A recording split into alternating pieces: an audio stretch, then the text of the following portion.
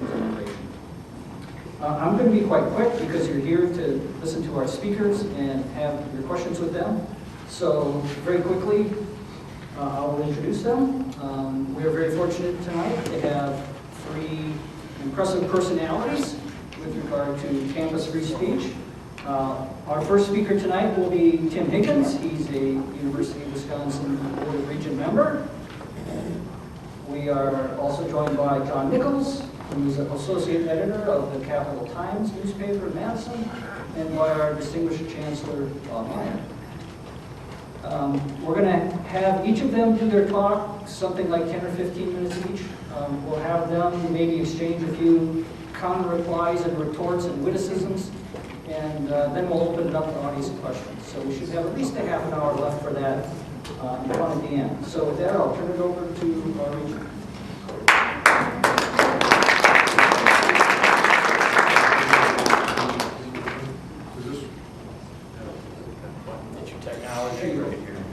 Okay, there you go.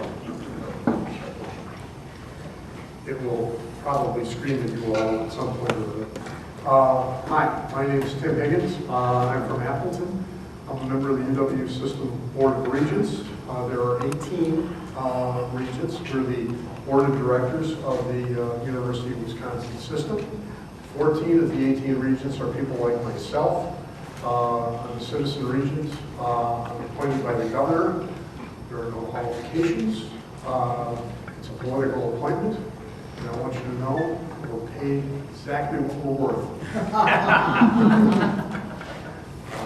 I don't mean to denigrate my fellow regents who are universally well experienced and erudite. I'm just the exception. I want to thank you very much, Professor Kim, for the introduction, and congratulations on the Center for the Study of Institutions and Innovation. This is an exciting development. We're pleased that we're here for the very first year of this event. As I explained to the professor, that means nobody can compare me to anybody else. Yeah. I'd also like to acknowledge my fellow panelists, John Nichols, who, if you talk about an outstanding personality, I just walked in the door. He's already my best buddy, so he's definitely an outstanding personality. Until I argue with my best buddies. And of course, Chancellor Meyer has been a stalwart of the UW system ever since he took over as chancellor here, but also for years and years and years before that. So we certainly appreciate your service and your dedication to the institution. Thank you very much. I also want to thank you, members of the audience, for taking the time to be here. I hope you will find our discussion this evening worthwhile, and I think it would be helpful for me, if not for my fellow panelists, to get some idea of who's in the audience. So I'd like to ask people who are students here at UW Stout, can you show of hands so that's an idea? Great, thank you very much. Faculty, that includes deans, so if you are a faculty member, please. Great, wow, great turnout, thank you. Any staff members who are, cool, thank you. And then finally, other members of the community who are none of the above. Wow, that is, you guys are truly dedicated. We really appreciate your being here. I have to give a standard disclaimer. It's required, actually, in, among other things, the policy we passed last week. I am speaking as Tim Higgins, not as a representative of the Board of Regents. So, any mistakes I make, anything you disagree with, it's me. Don't blame it on any of the other regents. Let them screw it up themselves. And tonight, I would like to cover three areas. One is kind of the backstory of the resolution we passed on the 6th of October. Second, what I think the resolution means to you as a student, a faculty member, or a staff member here, though I can't say that I can really say what it's going to mean to community members. I haven't gone that far with the implications. And finally, why I support it. And I want to warn you, especially the students, There's going to be a little bit of granddad telling stories at that part. So if you want to get up and grab a cup of coffee, that's okay. First, I'd like to explain, as you well know, but nevertheless, I think it needs to be the basis for our discussion, that our resolution and its predecessors and precursors are grounded in the First Amendment. And because I am not a First Amendment scholar, I have used this little tome as an example of, or it's going to give me some of the quick and dirty statements that I want to make from an acknowledged expert. This is called The Soul of the First Amendment, and it's written by Floyd Abrams. So the First Amendment, simply, Congress shall make no law respecting an establishment of religion or prohibiting the free exercise thereof, or abridging the freedom of speech or of the press, or the right of the people to peaceably assemble and to petition the government for a redress of grievances. 45 words. Starts off with, Congress shall make no law, which I will point out is kind of important. The First Amendment was phrased in a manner that was couched in indelibly negative language. The words, Congress shall make no law, were chosen to introduce the First Amendment, a decision that would lead the Supreme Court throughout American history to rule that the First Amendment barred only government, not private, suppression of speech. The Supreme Court Justice Robert H. Jackson, writing in 1945, put it this way: the very purpose of the First Amendment is to foreclose public authority from assuming a guardianship of the public mind through regulating the press, speech, and religion. And finally, in recent years, the First Amendment rulings that made by the Supreme Court have come under an increasing attack from liberal critics, which is historically ironic, since the First Amendment has generally served as what Yale Law School professor Jack Balkin has referred to as the friend of left-wing values, whether it was French emigres and Republicans in the 1790s, abolitionists in the 1840s, pacifists in the 1910s, organized labor in the 1920s and 30s, or civil rights protesters in the 1950s and 60s. And I am going to riff on that a little bit later when I get to the reason why I support this resolution that we passed. Now I'd like to move on to a little bit of the history of the Regents establishing and then confirming our commitment to free speech and academic freedom. As many of you may know, but some of you may not, the original statement that's historically very important that was made by the Board of Regents was in the Regents Committee report on a hearing about Professor Richard Ely, who was an economics professor at the University of Wisconsin, which, of course, that's Madison at the time, because Regent merger didn't happen until 1971. And he was accused by one of the Board of Regents of promulgating theories that were morally reprehensible, would lead to anarchy, basically. And was this member of the Board of Regents actually was trying to get fired. And so there was a hearing, and a committee of the Board of Regents came out with a statement that was very definitive.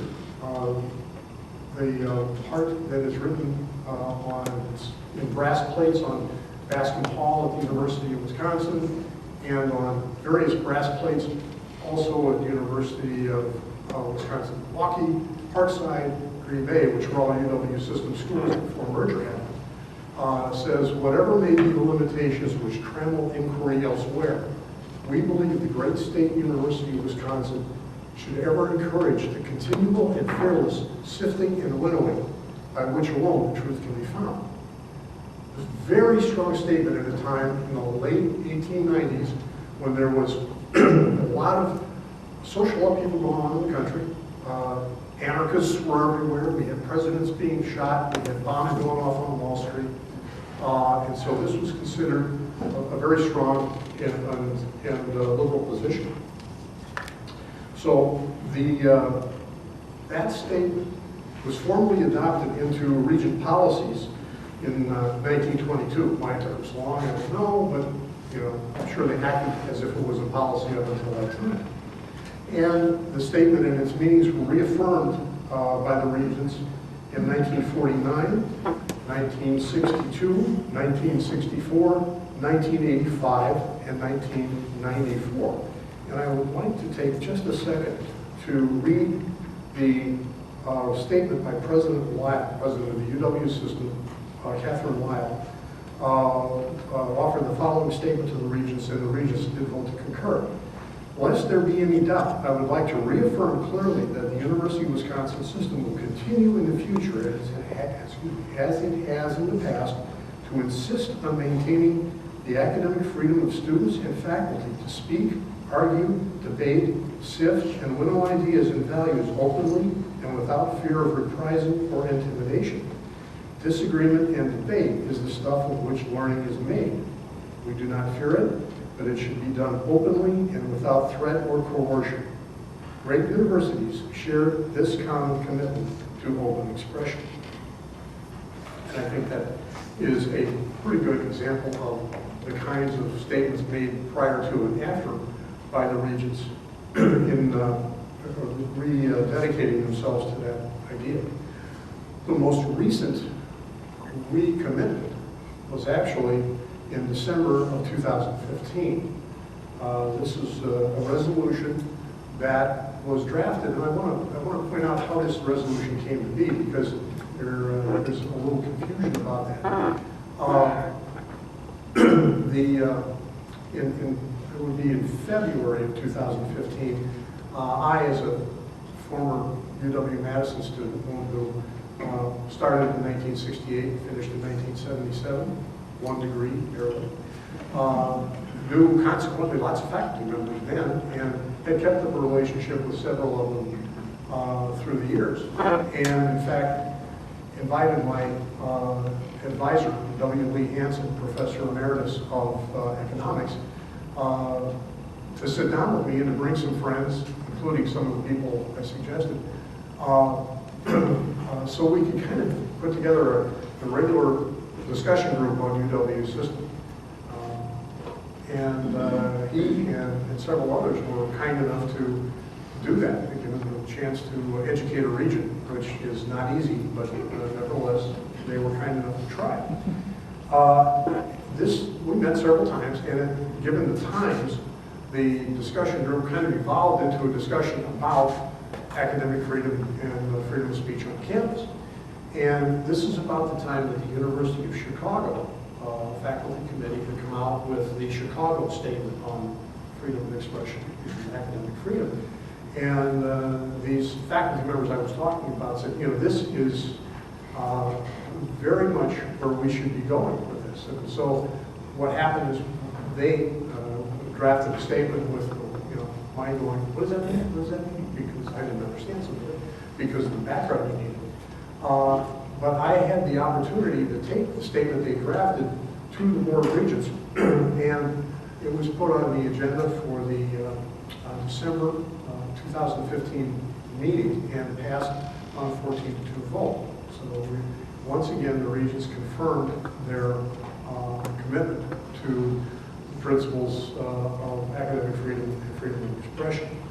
The professors who were involved in this, I just want to give you some example or some names so you've got the perspective that this statement, which actually is incorporated in great detail or in large part into the resolution we just passed, that's a policy, not a statement, was crafted by Mary Anderson, professor of geography, the late Professor Jim Bauman of journalism, Don Downs, emeritus professor of law, journalism, and poli-sci, and W. Lee Hansen, emeritus professor of economics, John Sharpless, professor of history, and Steve Underwood, who is an attorney, formerly the U.S. Attorney for the Western District of Wisconsin, And Steve was involved because many of the people I just listed were professors who were involved in an organization called the Committee for Academic Freedom and Rights, CAFAR.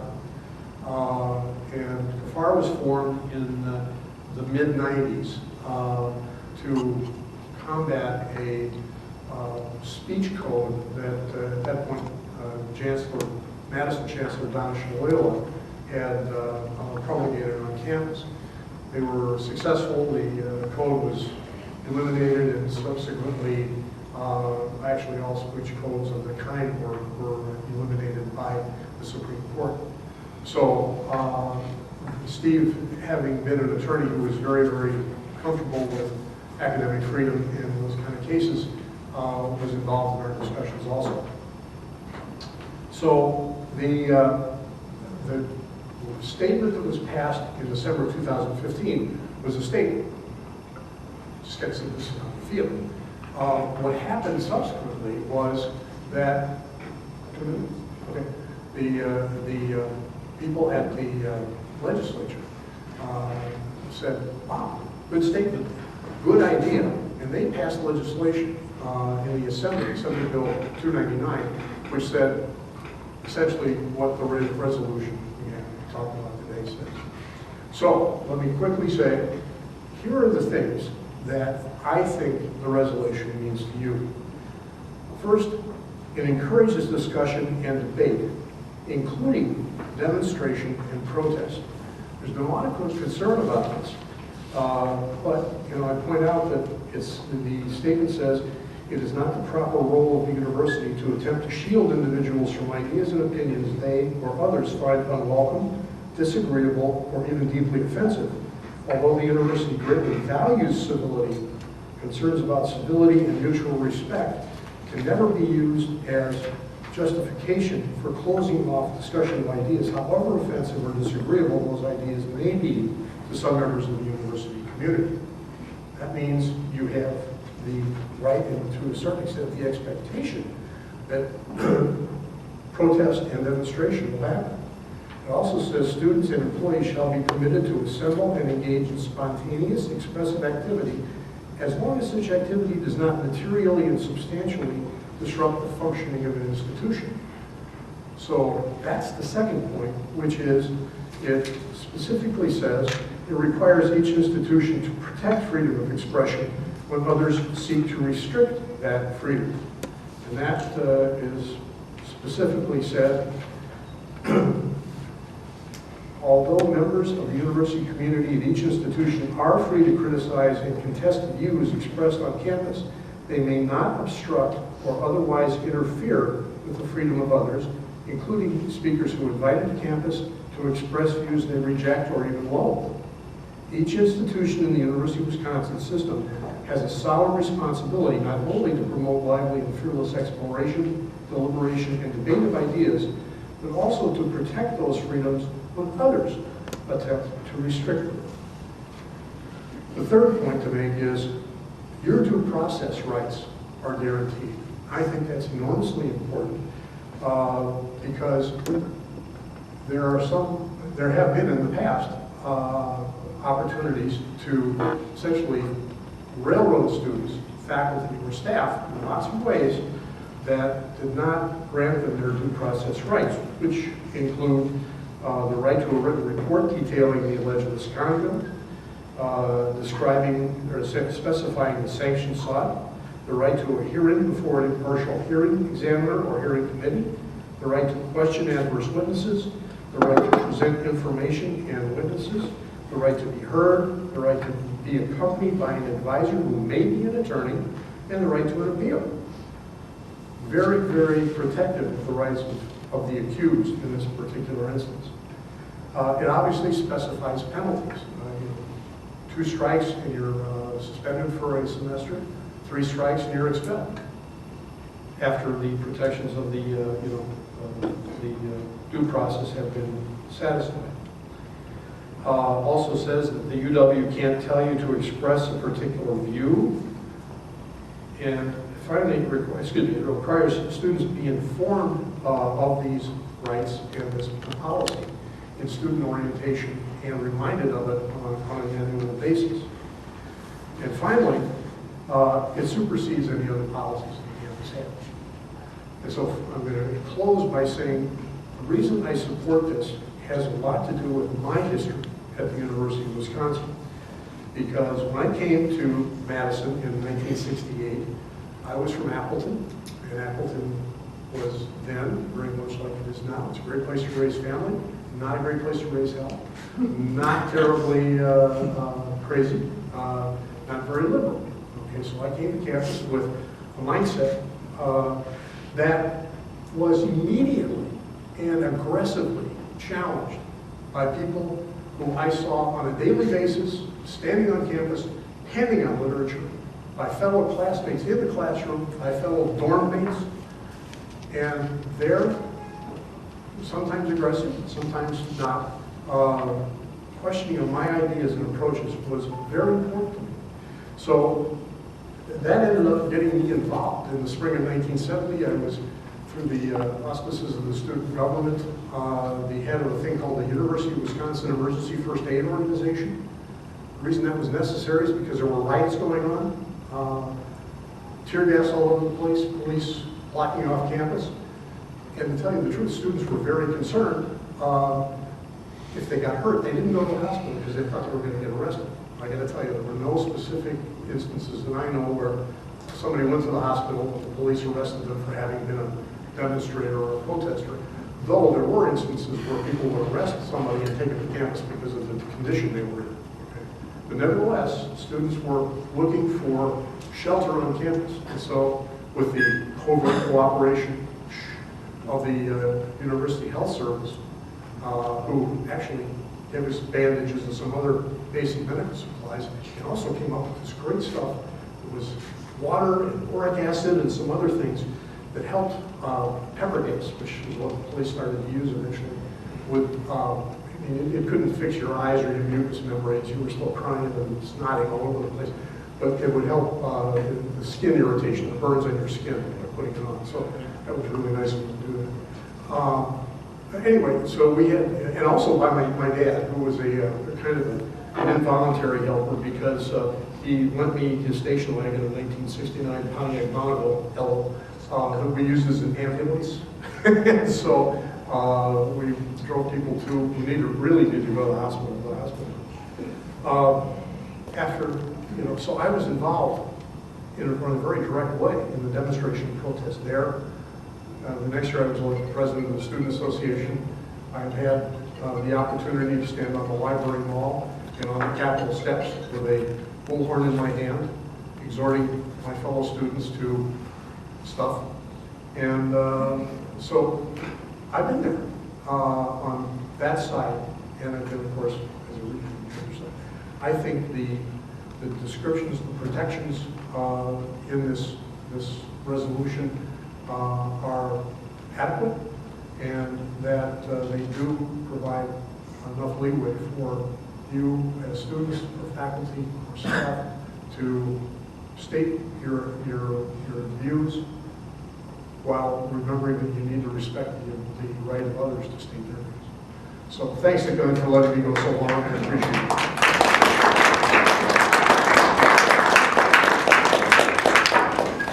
I took all your time, John. I understand. It's called a filibuster.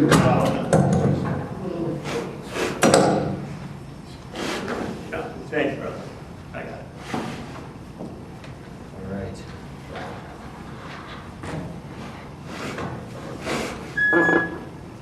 Good evening. Good evening. I am delighted to speak to the largest audience I've ever spoken to. I was doing the math and I looked at Menominee, Wisconsin versus New York City. And the turnout tonight, if we were in New York, would be 25,000 people. So, proportional, understand. And so I mark this as a terrific expression of engagement with this issue, and rightly so. I want to thank Tim. I'm glad you went a little over. I'm very glad because it's important to have this laid out. And I think it's important to have it laid out in a reasonable way, very thoughtful way, and I think that Tim did that, and my deep appreciation to you, not only for that, but also for your many years of civic engagement in this state. He's a good man. He's just wrong on this issue. And he's so reasonable and lovable that it's hard to say that. I don't want to suggest that, but Floyd Abrams was my professor when I was at Columbia. I apologize. Most of my education was in Wisconsin, but I did briefly go off campus, and I'm embarrassed for it to this day, but I did get to spend some time around Floyd. He just passed through. But it was an interesting thing. There's that phrase, no law, is a pretty interesting one in the First Amendment. Congress shall make no law. And I try to work my way around it as best I can. But no is a pretty firm word. And no law restricting freedom of speech, religion, the right to assemble, which is an affirmative right, by the way, it's not a negative right. The right to assemble is to go out. You don't assemble for the sake of just being there, being present. No, you assemble to amplify your voice, to make it louder, and to petition for the redress of grievances. Well, my goodness, your voice at that point is not merely being used to be loud, it is being used to make a point. And it may well be that when you assemble to petition for the redress of grievances, you may assemble to petition for the redress of a grievance against racism, or against xenophobia, or against sexism, or against Nazism, or fascism, or neo-Confederate defenses of the sin of human bondage, which people rallied on in the University of Town of Charlottesville, Virginia, just in August. Nazis, fascists, defenders of the original sin of the American experiment, human bondage, gathered in a university town and said, we demand that our speech be protected. And you know, the interesting thing is, those who disagreed with them, well, Heather Heyer, one young lady, was killed because she dared to dissent. She dared to speak up. The President of the United States said, well, problems on both sides. Fine people marching with the Nazis, the fascists, the neo-Confederate defenders of slavery, of the slave tradition. Fine people marching with them. And we got to protect them. This poor young woman who died, it's just too bad, you know? So it's very interesting when people talk about how we strike these balances and whether we perhaps create special protections above and beyond the First Amendment for those who would preach sexism, racism, xenophobia, fascism, Nazism, a defense of human bondage itself. Special protections for them. But my goodness, a young legal assistant who goes out and practices her legitimate right to assemble a petition for the redress of grievances, say, I don't like this fascism in my town. Well, she could get killed. You know, and boy, it's just a tough game. I don't agree with what the Regents did.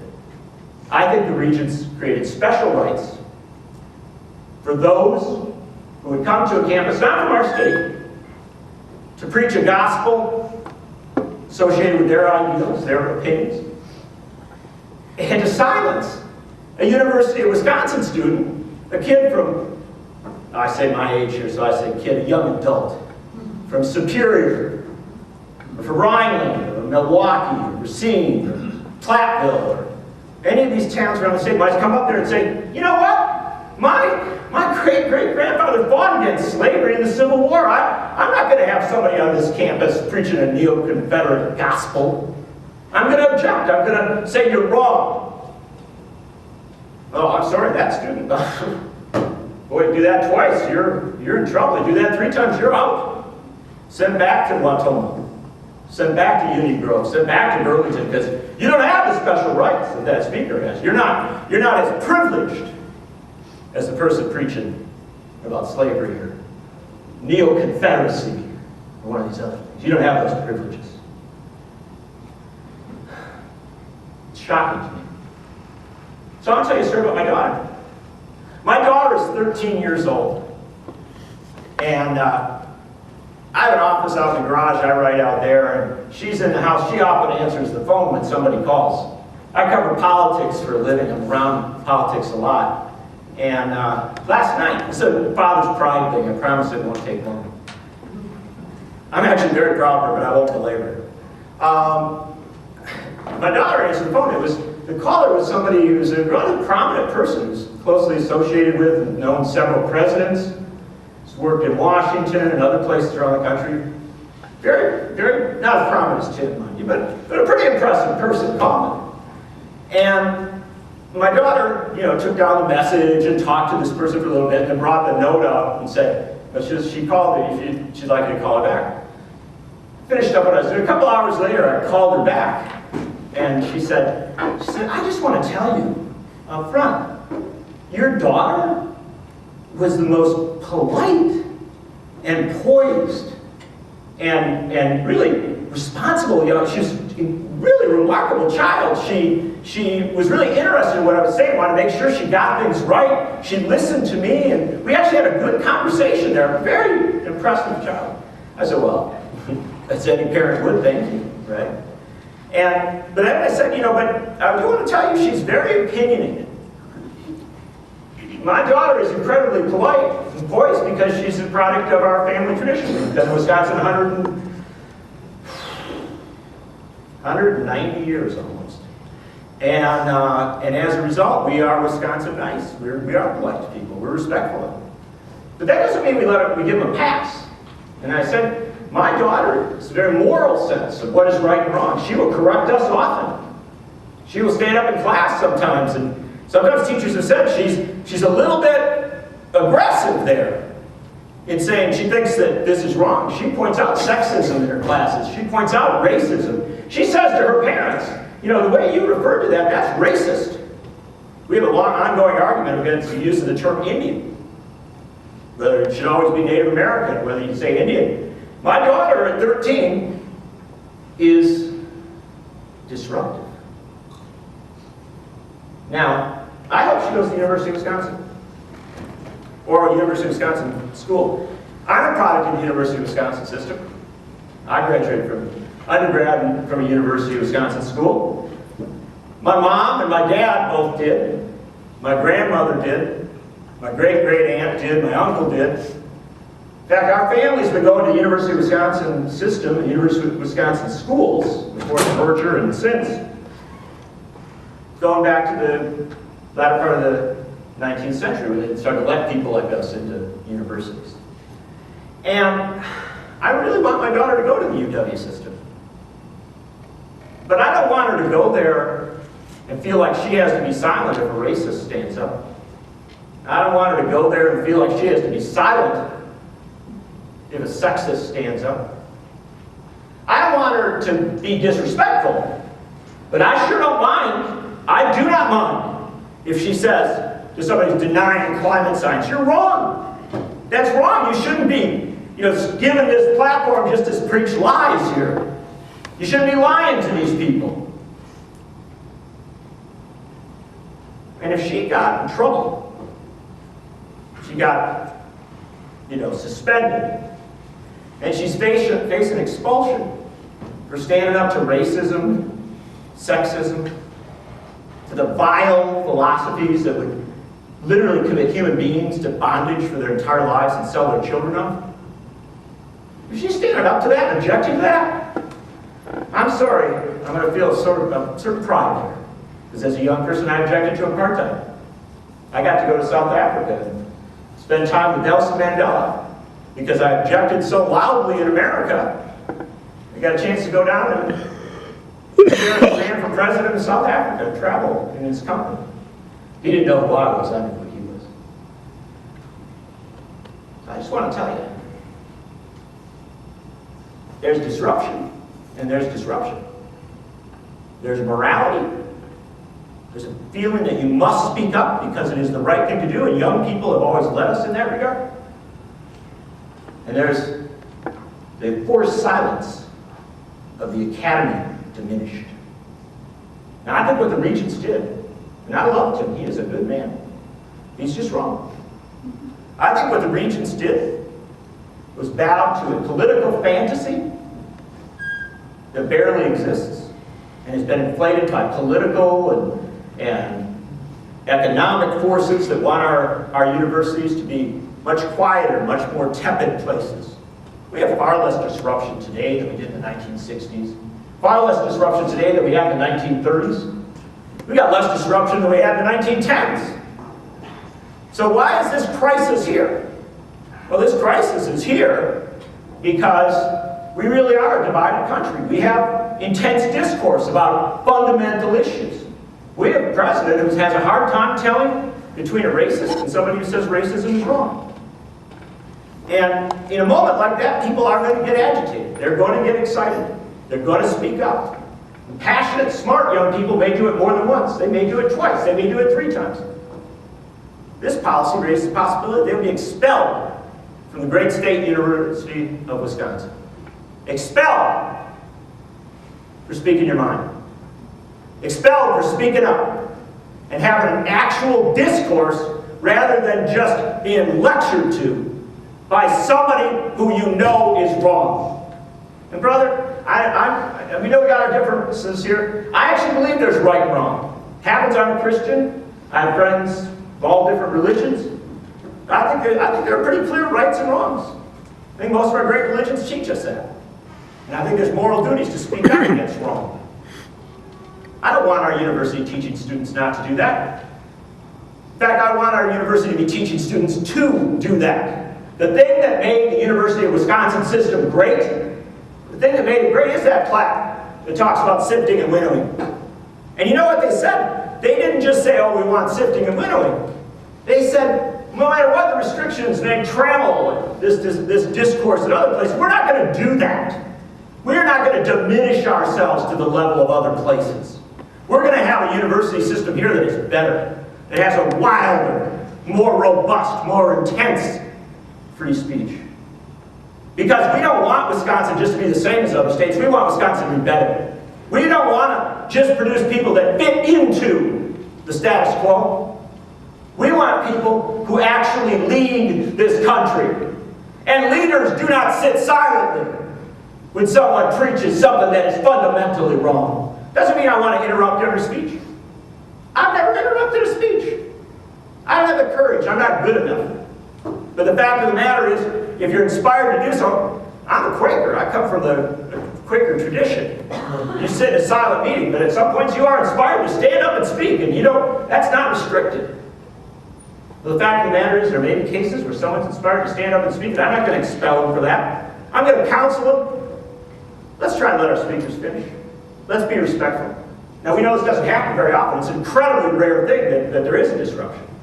But I would counsel, let's try and have this discourse. It's a good thing. Look at what Tim and I are doing here. We disagree, but we're having a great discourse. I'm winning, he's losing. No. But if you start to intimidate that discourse, if you start to limit it and constrain it, no matter how much due process you put on it, at the end of the day, you're going to chill speech on our campuses. And you're going to chill our possibility as a state to produce those leaders of the 21st century. 100 years ago this week, 100 years ago this month, it's a day off, I apologize. The greatest graduate of the University of Wisconsin system, Robert M. LaFollette, went to the floor of the United States Senate and delivered the greatest speech ever delivered in the U.S. Senate. It was titled Free Speech in Wartime. It was a speech arguing that those who opposed World War I should be allowed to speak freely.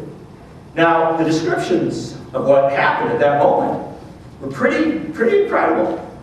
They said that LaFollette, this U.S. Senator, he was so emotional, so angry, that the Wisconsin insurgent erupted in white-hot rage and screamed for recognition. Dare say he might have disrupted the Senate. Because he was so opposed to World War I. So opposed to the death of working-class young kids from farms and small towns in Wisconsin fighting in a cause of the kings and kaisers in Europe. Thought it was an immoral war. He said, I have a moral duty to speak up. I need to be heard. He was silenced at that point. Later, he gave the speech, Free Speech in Wartime. And what he said in that speech was, there are some issues so fundamental, so intensely real to our moment that we do have to stand up and say what we believe. We do have to be outrageous. We do have to show our rage and our white-hot passion. It is simply the reality. You know where he said he learned those things? University of Wisconsin campus. Because he was a true Wisconsin, working-class kid from Primrose, Wisconsin. Came up without any privileges, without any advantages. But he was told that his voice counted for as much as whatever speaker was there. Well, brothers and sisters, our Board of Regents has told our students, our kids, from across this state, that their voice is lesser. That there are special rights for those who come in and get paid to say something and fly off to the next campus. I'm sorry, I'm too much of a Wisconsinite, too much of an American patriot, too much of a believer in the First Amendment to our Constitution to accept a speech code that restricts the speech of University of Wisconsin students on the campuses where they pay to attend. Brothers and sisters, I think the Regents are wrong.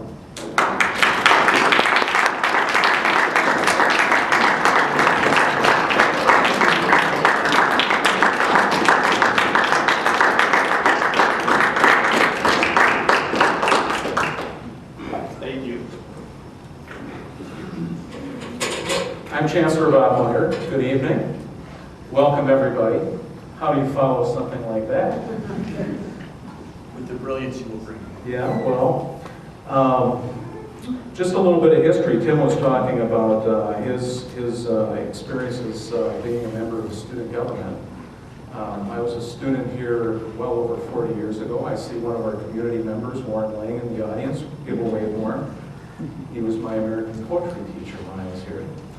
And during that time, I worked with Bob Evans, who was a history instructor here at UW-Stout, to start a speaker series. Because we both believe passionately that viewpoints matter and were important, and that universities, as derived from the Latin term university, was to expose students to the universe of thought and the community of scholars. And so for me, a university is a place where ideas are debated, but they're debated by certain rules of engagement.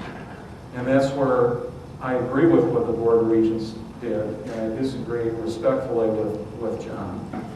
Because we need to have rules of engagement at a university to make both voices, or 3 voices, or 6 voices, depending on the spectrum of thought, to have a forum in which they can speak and be heard. And I'm all about that. I'm all for that. As a chancellor, I think it's very important that a university fosters an environment where everybody has a chance to be heard and to speak. But that also means that we can't disrupt them when they are speaking. We need to show respect. We need to allow them the forum to speak. And John referenced some examples of things that are probably detestable: racism, sexism, other things. But who's to judge when a speaker is right and a speaker is wrong, or a speaker shouldn't speak? That is not free expression. That's not the forum that we want, I would respectfully submit. That what the Regents really tried to do is encourage a debate, no matter how detestable the points of view are on the people that are speaking. As they point out, academic freedom includes the freedom to explore all avenues of scholarship, research, and creative expression, and to reach conclusions according to one's own scholarly discernment. That sounds like learning and growth to me. And it sounds like what we allow people to do is what Bob Evans and I tried to do by bringing in Gloria Steinem, Ralph Nader, Jerry Brown, and Gordon Liddy in one single year on this campus 40-some years ago. We are a crucible of thoughts at the university. And at any point where we think we're big enough to know that one person shouldn't speak but another does, we've diminished the university. And that's basically all I really have to say about this. I do believe that the code that is spelled out, by the way, if you look at it, and you study chapters 17 and 18, and not a lot of people have taken the time to do it, If you're suffering from insomnia, I'd recommend it. But if you do that and you read it and you look at what the Board of Regents have tried to do by setting up essentially a forum of discussion, of discourse, I think what they've tried to do and what they've accomplished is exactly what we're doing tonight. To create a forum where an exchange of different points of view, no matter how vehement they are, no matter how much passion is involved, we're allowing it to happen so that you as an audience can hear it and decide for yourselves what's right and what's wrong. And isn't that what a university should do? Isn't that how people grow? And that's what we want to accomplish. So with that, that's all I have.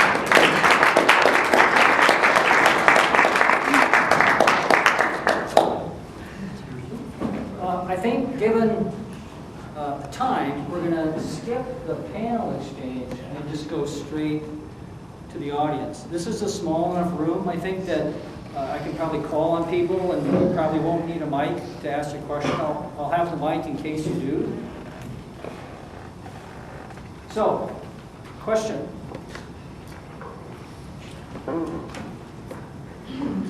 It would help if you stood up, everybody.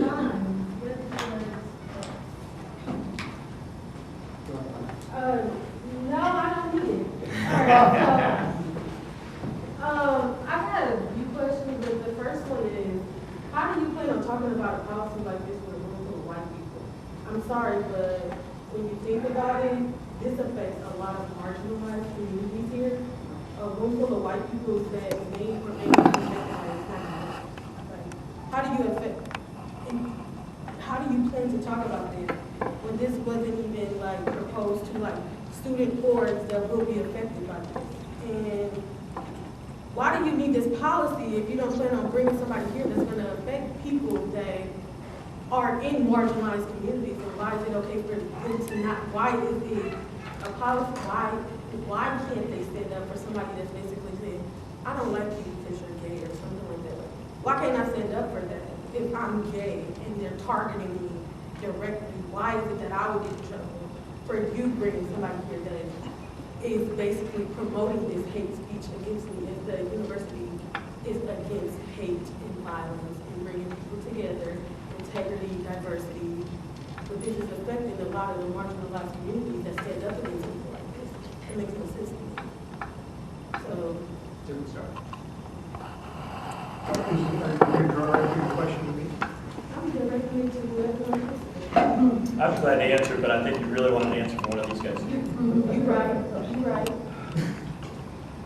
Go ahead, Bob, Tim, both of you. Natasha, I would just say that I think actually the policy gives you the right to stand up to those individuals if you really read the policy. Well, you disagree with it, and I respect that, but there are also laws in place that do not allow people to engage in threats against you, regardless of your background, and those will be enforced. The University of Wisconsin-Milwaukee had a speaker that directly targeted a transgender student, though. Like, so if the laws were in place, how would that even be okay then? Because that's basically what it's saying, because this policy, basically, if you would have passed it then, would have affected her from standing out against the speaker that spoke against her. So how would that affect? In my opinion, something should have happened then in Milwaukee that would have taken care of that situation, because the law does provide that if someone is directly harassing another person in that case, that you can take action on it. And I'm sorry, I'm still trying to parse the question. I apologize if I got it wrong. But, you know, you're talking about somehow or other you're prevented from stating your feelings about a speaker who is stating his or her feelings, which are different from yours. And you have every right in the world to state your position. You just don't have any right to stop that speaker from stating his or her position. Because the best way to expose hate speech for what it is more speech, not shutting people up.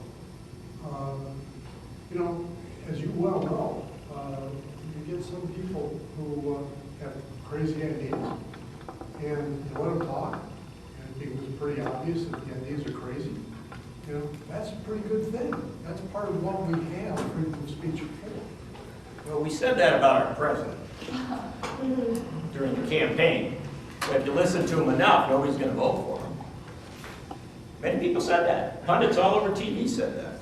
He's still president, but that didn't. Isn't that an interesting thing? Yeah. That didn't answer the first question. But let me offer a thought here. I promise I'll take you back to these fellows, but what's your name? Tasia. My name is Old Tasia Barfield.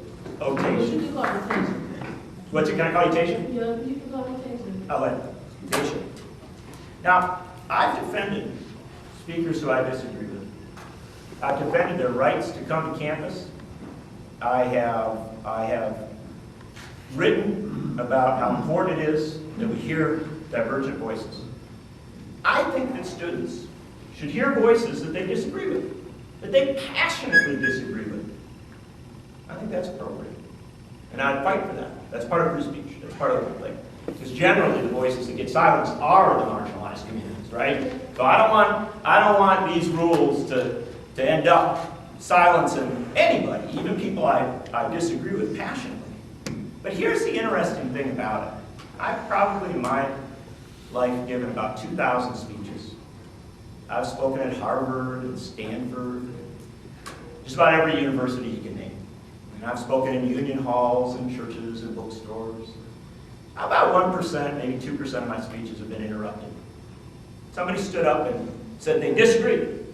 Sometimes I'll say something, and somebody literally, I know they didn't come to disrupt. I know they just literally said, that's crazy, or that's wrong. And I don't neglect them, because they've come to hear, they're in the room with me. I say, why do you say that? And they will say what they say. Because you know what? I'm not some delicate flower that can't handle an interruption. And this policy, this atrocious, irresponsible, ill-thought policy, which does not even define what a disruption is, allows some snowflake to come floating in from New York or Washington or someplace and say, oh, I have to be protected from somebody standing up and saying, you're wrong, that's crazy talk. Well, I'm sorry. If our great state University of Wisconsin system has degenerated to the point where we are inviting speakers who cannot handle an objection and who cannot have a discourse, who cannot function in a small d democracy, then that's really embarrassing. And it's also not teaching students much, is it? I truly, truly think this is a wrong-headed policy. And I think it diminishes our great state University of Wisconsin, it diminishes the discourse, and it sends our students out taught to sit silently when you hear that which is wrong. Now, I'm not encouraging people to stand up. Tisha, I'm not telling you to stand up during a speech and object. That's not what I'm telling you to do. And I don't know what you'll do. It's not my job to tell you what to do. But what I am saying is if that happens, if somebody's preaching, oh, I want to bring apartheid to America, right? And you stand up and you say, what the hell are you talking about? Why are you saying that? And if they say, oh, there's a violation, right? And a month later or a year later, somebody comes and says, I don't think women should have a right to vote. And once again, you're inspired. You just say, hold it. What? Violation number 2. Oh, boy, goodness, you're suspended. That's insane. That's fundamentally wrong. That is a violation of the First Amendment. And I will tell you that this rule will ultimately be challenged in the courts. And there will be a judge more courageous than our politicians who will say, that just can't stand. Can you answer the first question for me, though? How are you having this discussion in a room full of white people? And I'm not going to assume that everybody in here is not marginalized, but when this affects marginalized communities, how can you have a discussion? How can you have a discussion like this about this policy that will majority affect marginalized communities. Because those are the communities that stand up and stout. Well, Tasia, maybe I should ask you, why didn't you bring other members of your community, whatever community you identify? We didn't recruit people to show up here. Why didn't you promote this event weeks in advance so that my community can know about it, except for today, because this is the day I found out about it, like an hour ago. So why didn't you promote it where we knew that you would be here and they would have came? I'll answer that. We, as soon as we had people lined up and we had the whole week set out, we did start advertising. We went out to the newspapers in the last week. We had flyers going out to departments over a week ago. So we disseminated to the best of our limited abilities. We can't literally put it in anybody's hand. So we can do better. We had a very short notice. I apologize. We didn't get the word out more, but we did what we could do in the time that we had. I'm part of the Black Student Union. We didn't hear anything about this until today. So I don't think you can have a conversation like this in a room full of people that, some people that will not understand it because it won't affect them daily. Or when a speaker is brought here that promotes hate against their community, you can't have a discussion like this if they're not here. Because it makes no sense, because now you're just helping the majority, which is white people on this campus. So they would not understand what me as a Black person would go through, or somebody in the LGBTQ community will go through it. They will not understand that because they don't have to deal with that daily. So we'll hold more sessions on this to try to inform more people. I want to know from you two. What do you want to know? I want you to answer the question. I just clearly, I don't want to hear from, I'm sorry, what is it? Tim. I want to hear from you and me.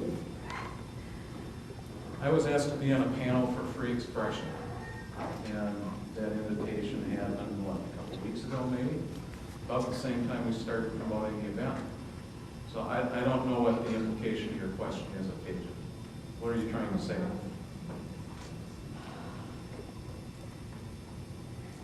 I think she's trying to say that we should have done a better job of talking to the marginalized groups about the policy, and maybe not me, but the regions. Thank you. Somebody understood. Can I just expand on that? I'd like to ask the region a question. Why weren't those communities, or even your campus stakeholders, so students, faculty, staff, able to give input on this policy? We were given 2 days, which is completely inappropriate. So I'd like to ask you that. In Chapter 36 of the Wisconsin statutes governs the, is this chapter that establishes the university and tells how it's governed. It specifically says that the University of Wisconsin is established in the public interest, and that the University Board of Regents has the responsibility to govern the university, implying that we are to govern the public interest.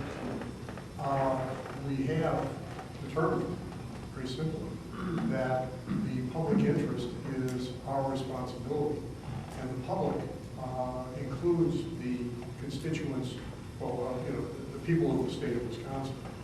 There are some policies, the way the university is going to be run, that are regent policies.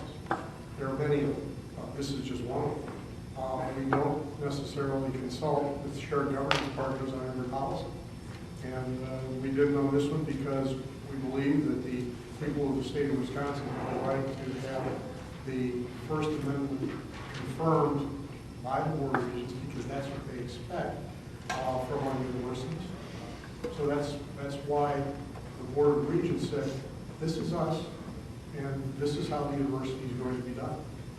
As I said, this isn't the only example of that. There are lots of regent policies that do that, but that's why this happens. Right. And I think the Board of Regents aren't the only people that believe in freedom of expression. I believe in freedom of expression. But what I have a problem with is that our campus stakeholders weren't given the opportunity to give proper feedback on this policy. It's not only the Board of Regents that share the same concerns, but we weren't able to give you input on this policy. We were given 2 days, and then during the meeting, we were able to have one student speak. And it's just a shame. So thank you for answering my question. Another question here? Yeah, so I think that how the protest was represented during the Board of Regents meeting was exactly what the policy was looking for. It's this very peaceful, and it was powerful.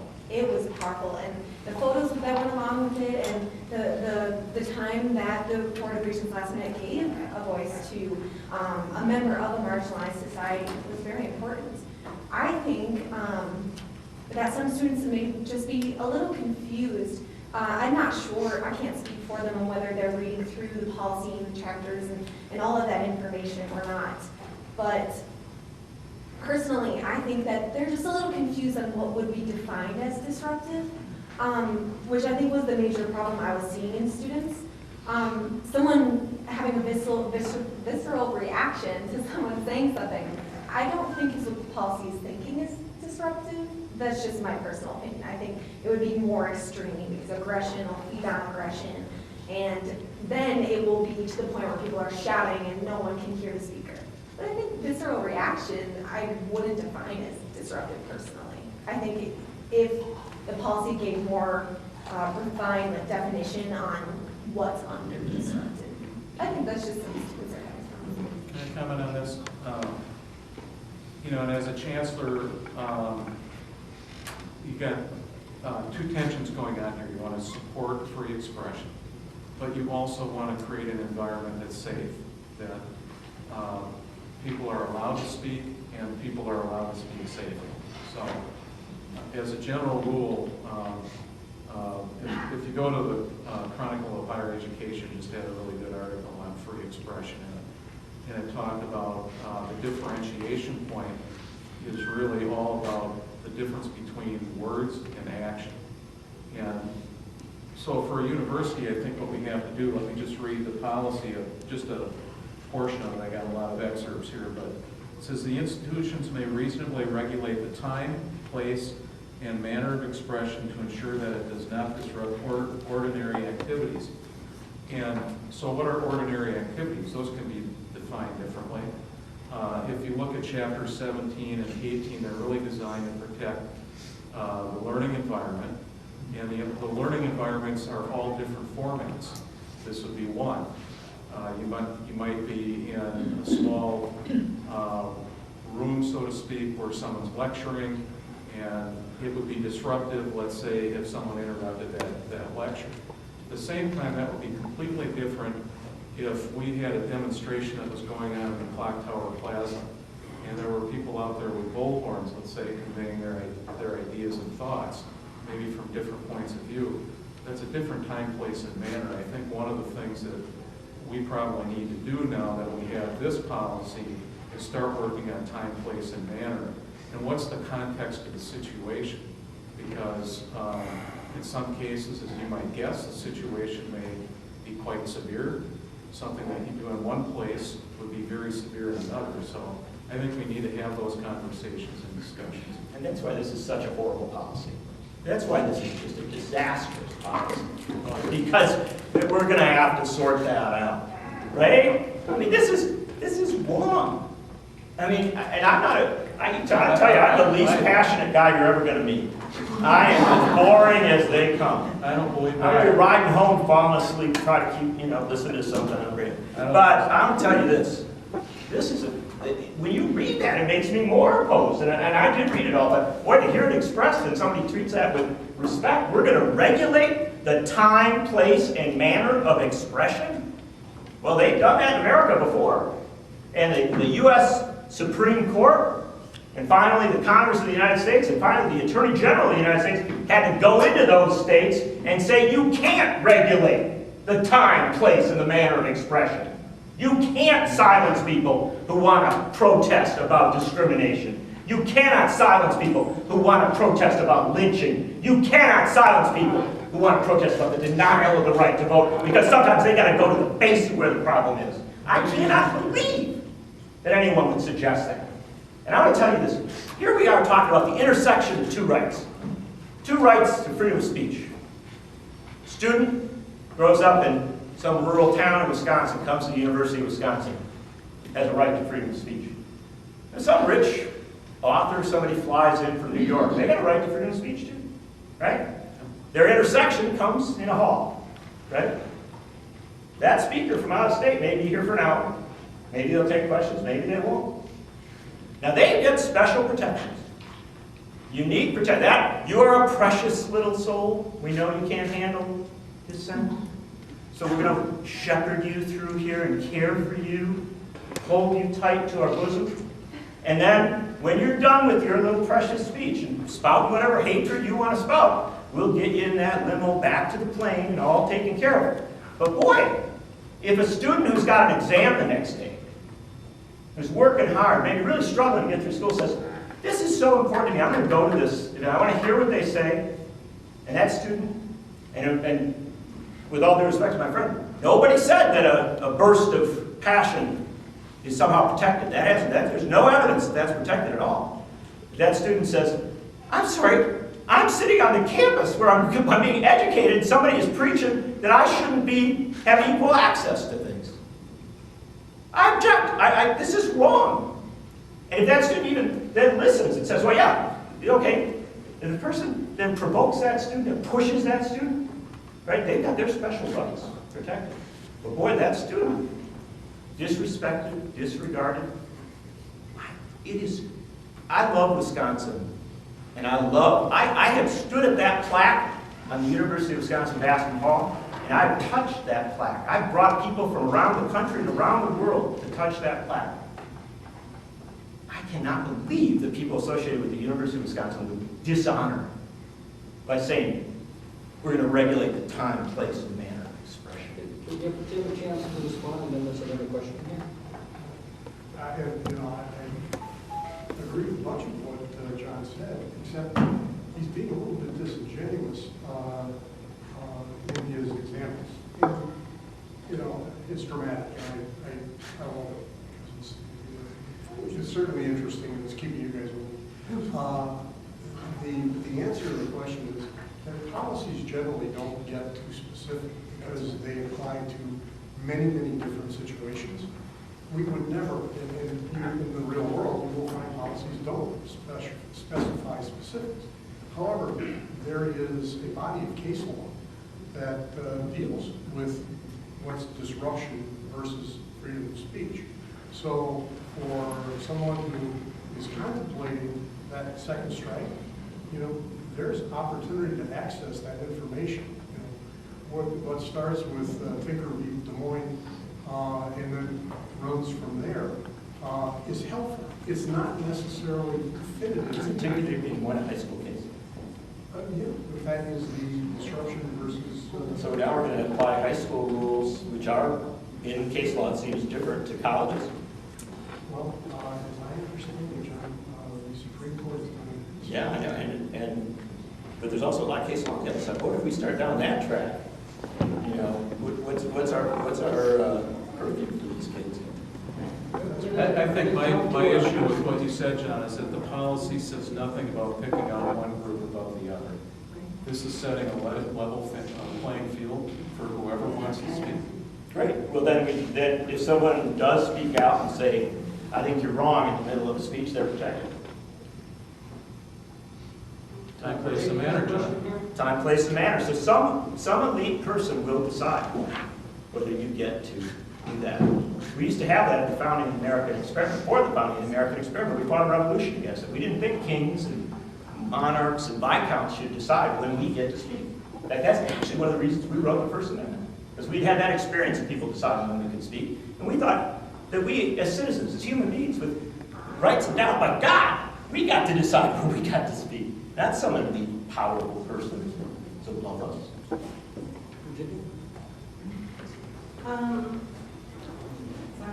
feeling quite passionate about this now, but one of the problems I think we have with respect to freedom of speech in this country and in England, where I originally come from, is that we're so well socialized from a very early age, those of us who do reasonably well in school, not to challenge, not to express our freedom of speech. In other words, to toe the line, to be well within the status quo. And yet, within a time, and this is really my question, but I'll get to the second, within a time, in which there are so many ills that need to be addressed, and so many passions that are being expressed by people who are not fairly ensconced in the mainstream. That is to say, people who have been constructed as white, people who are middle class, people who are straight, people who have any one of those differences that is well accepted in the mainstream of things, well socialized and behaving well, right? I don't think that the group that you represent, Dr. Higgins, Mr. Higgins, Tim? Just Mr. I don't think that you understand, the people that you've been working with, the frustrations of people whose ancestors and who today are on the downside of power.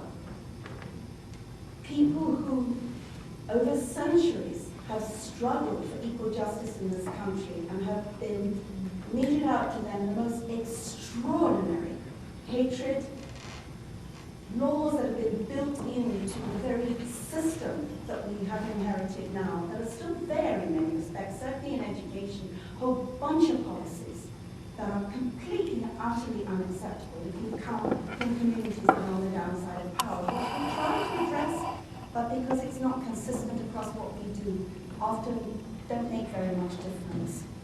So I would ask you, why this policy when, as John has very clearly indicated, change in this country occurred because people did protest. They put their lives on the line in order to make change. Why do you want this policy? There's something else that's going on here which is not being expressed. And I go to so many of these different events, and we don't address the people on the downside of power. Because if change is going to occur, they're going to have to protest, and protest a lot, over and over and over again, and come out in great numbers, but we're so well socialized that we don't do that. We sit here, we listen, we go away, but we don't actually act. It's acting that's going to change things. Look at the current political situation. Look what's being expressed in the public domain. It's atrocious, it's vile. That word has come up more than once today. It's full of hate. And yet people on the downside do not have access to the power that you have to make the changes that they need to live in an equitable and inclusive society. Actually, we need more protest, not less. And I'm a great believer in social responsibility as the accompaniment to freedom of speech and freedom of expression. A great believer. But when people cross the line to make a protest for what's going on in this society, for the outcome of that to be suspension and then 3 strikes, you're out, is appalling. So why the policy?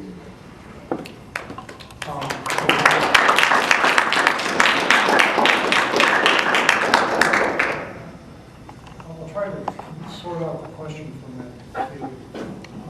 Why the policy is very specific, that the University of Wisconsin believes in demonstration and protest and encourages demonstration and protest, but it does not encourage any one member of the university community or any group of members of the university community to violate the free speech rights of any other member of the university community or visitor to the campus. That's the answer.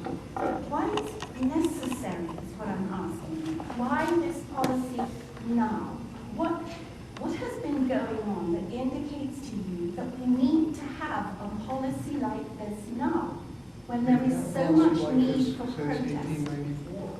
No, this is a variation on that policy. Well, right? you could, in this sense, you could say that every time, and I set it out, every time the Regents have reconfirmed the commitment to freedom of speech and academic freedom, has been a variation on the original. The original was in a very specific situation regarding in-line. The 1922 situation was an administrative change. The 1945 situation was at a time when we felt threatened by communism. In all of it, so there are all variations. You know what the 1922 variations were, why it was finally done? Yeah, it was because in 1917, when Robert M. Lafayette voted against the war in World War I, when others spoke up against that war as a war for war profiteers rather than a war of people. The father was burned effigy on campus. They threatened him. The editor of my newspaper, the Capital Times, which was founded 100 years ago, was also burned in effigy and threatened. The campus became a place where free speech was, in fact, rigidly regulated based on time, place, and expression against those who were dissenting.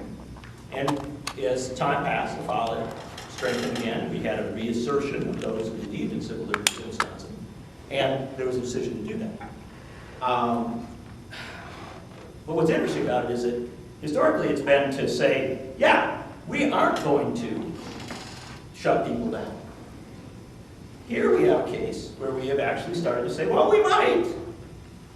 We might set some special rules for some students. And so why is this now? Well, the fact is, and it's been, the Milwaukee Journal-Sentinel has written about this, the Center for Media and Democracy has written about this, there's been a concerted campaign by right-wing think tanks and right-wing media over a period of time to suggest that our campuses are somehow not open to freedom of expression. And this has been a very concerted campaign. James Sleeper has written about it extensively.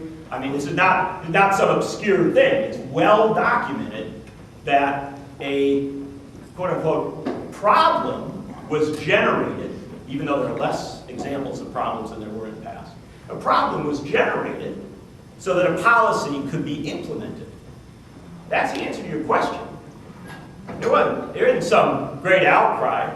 I go around the state, I go to every part of this state. You know, I just have to tell you, I did not hear people in Janesville after the GM plant say, you know, hey, don't try and get us jobs. I mean, you really got to address that speech issue on campus. The fact of the matter is this is not something that the people of Wisconsin asked for. This is something that national groups generated, legislators joined in on, and the regents fell for it. And the regents made a bad mistake. Not a conspiracy. No, see, that's a terrible thing to say. That's an awful thing to say. You said it's a conspiracy theory.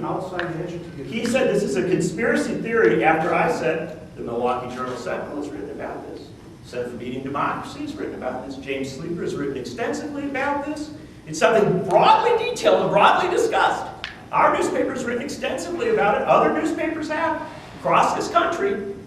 And, no, well, that's a conspiracy theory. No, it's not a conspiracy theory. It's the truth. And sometimes the truth is not a comfortable thing to be confronted with, just like when you are a speaker and you come to campus and you say something that is demonstrably false, and somebody stands up and says, well, you're wrong, that's just not true.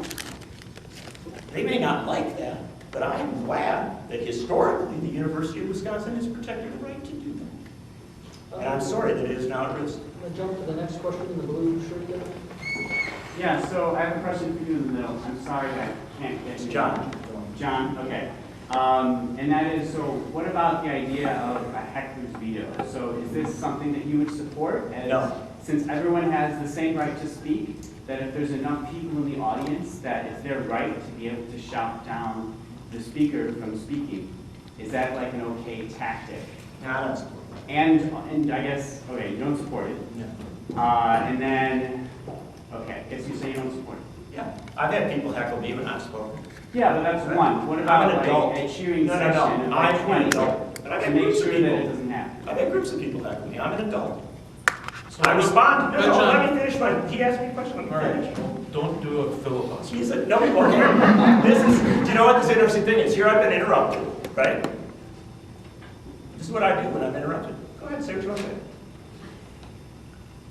Well, I'm just wondering where you cut the line on, you're an adult, so you can handle the heckle, but what about the person that can't handle the heckle, John? Interesting. So Don't, they're coming. They're coming. wait, let me finish. I've been interrupted and grabbed. Don't they have a right, though, as well, to speak? It's a very interesting thing. You realize what would have happened to me if I was a student and a speaker? Interrupted, and then, and I know you're, I don't know you, but Yeah, I you know, kind of grab it. I'd have a Do lawsuit. you understand what would happen if that student had done that? Boy, we would be rushing toward the expulsion at that point, right? We know we would. Who's this? Oh, no, we know we would. You know you would. Who would expel? Who's this Yes, the we? University of Wisconsin, wouldn't it? Because if you interrupt the speaker and you physically touch him, oh my gosh, watch out. But I don't care. Well, I don't know. I guess it's somebody who decides on time, place, manner, and expression, right? I know. Isn't that interesting? So let me answer this gentleman's question. Done by, I don't get done by group. We don't know. by a governance group. Governance group. So there would be professors, there would be students, there would be Somebody. administrators. Somebody. Maybe I should make this more concrete. Yeah. Do you know what happened to Charles Murray at, I forget the name of that university? Yeah, where? Charles Murray? Yeah, up at, it was at Vermont? Yeah, it was At Vermont. Middlebury. Yeah. Yeah. Now, I'll tell you right off the bat, I disagree with Charles Murray and everything he said about it. I would have been glad to escort him in to give his speech. And I would have said to the people who are trying to shut him up, shut him down, let the man speak. That would have been where I was at. Yeah, but then the students, they didn't let him speak. He spoke to some private room, and then on the way out, he's trying to go to his car with the one administrator or the one professor who agreed to interview him, and they were attacked. And the Yeah. woman got yanked by the hair. There you go. And went to the hospital. I don't think that's right. Yeah, it's not right. So, but that's not what happened at the University of Wisconsin. We had to go searching to Vermont for an example, right? Now, I've been to Vermont, it's a scary place. And all I'm gonna tell you is, we passed a rule in Wisconsin because of something that happened in Vermont. Well, with all due respect, I like Wisconsin better than Vermont. And I think we've produced better leaders. And the fact of the matter is, I don't want to go searching around the United States for an example of something I object to, and then pass rules restricting free speech in my state. That's just, and this notion of look, the fact of the matter is that I understand some people aren't up for it. Oh, don't touch me. I know. I understand that some people aren't. See, mine was loving users. And, all right, brother. Now, here's what I want to say, though. I think that we are better. We are dramatically better than this. That we really are better. And I object to the University of Wisconsin system ceasing to teach people how to engage in discourse, and instead resorting to rules and the threat of expulsion and suspension to make them engage in discourse in the ways that the Regents or some elite wants them to. The failure of the University of Wisconsin system here is writ large. Teach, don't legislate. The University of Wisconsin should be teaching students how to engage with people they disagree with, how to engage in civil discourse. Instead, they're threatening them with expulsion and suspension. That is a failure. That is a failure on our education. It's 8:30, so I would ask if the speakers would be willing to take a few more questions. If they a little bit longer. Okay, any glasses in the jacket there? Yeah. Thank you. Tim Higgins, I would direct this at you. You've legislated or you're in the process of vaguely arranging time, manner, and place, and that's in precise, but you're very specific about punishment, about being punitive to those students. And in my view, and I would think the Regents should have discussed this, that has an extremely chilling effect on freedom of speech. When you are punished for expressing yourself, which is, as you said, not defined yet, it's vague. It could be any kind of behavior, but you're going to get expelled after the second time that you do it. To me, that would make a student, and I think that was mentioned on the panel, that would make a student think twice before expressing anything. And I think the woman there talked about how appalling that is. And I have to agree with you. It is appalling. Did the Regents discuss that? Not only did the Regents discuss it, they addressed it directly in the policy. And So expulsion is preferable to free speech. No, the Regents said you have every right to express yourself, you have every right to demonstrate, you have every right to protest. What you do not have the right to do is stop someone else from exercising their right to free speech. Okay, that sounds good, but what When it I'm is- talking can I about finish? is the Can I- chilling can I effect please for finish? students who are May I trying to finish my express statement? themselves. May I finish my statement? Oh, go ahead, I'm sorry. Thank you.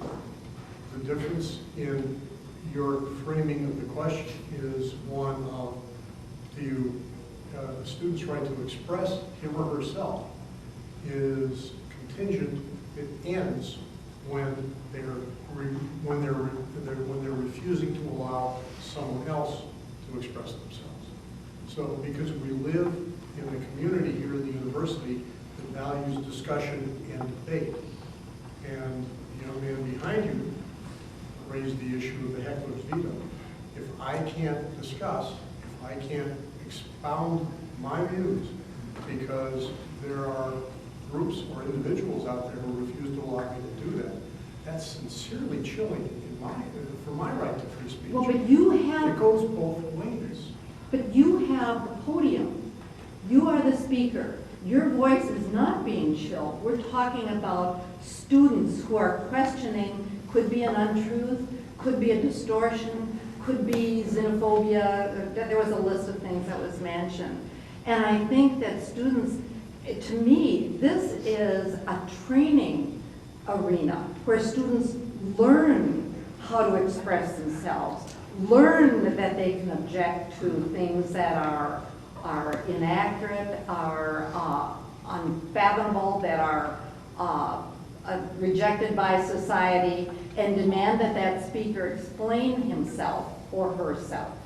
I'm just finding that anticipation that students have to censor themselves before speaking because of those regulations that you've imposed.